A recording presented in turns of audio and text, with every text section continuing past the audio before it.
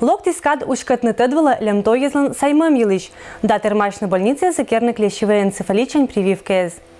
Это елыш пашкыджикша, ойзланша материалын. Лону курчевтаман лямтоен этачань абу страхуйтам некин. Сен мия ашна меточ индачи макарич поликлиника медкерны прививка. Бур, что керна не будет лечебное учреждение, да еще и бесплатное. Лямтоевская ситуация врачес оз откажита некинла. Зубыт, но зато они абу полым, что верма заразичный-то паразитчань.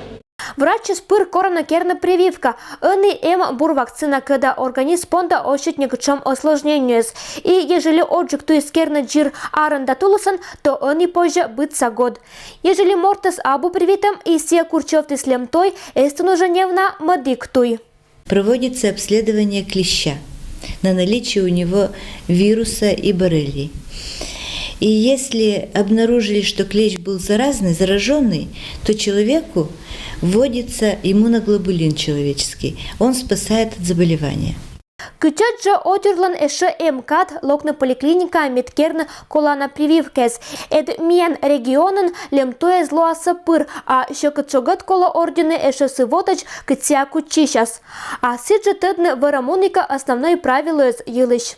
Но, естественно, нужно знать, что когда человек идет в лес, неважно, привит он или не привит, надо одеваться соответственно, чтобы клещ не мог добраться до тела человека и не укусил.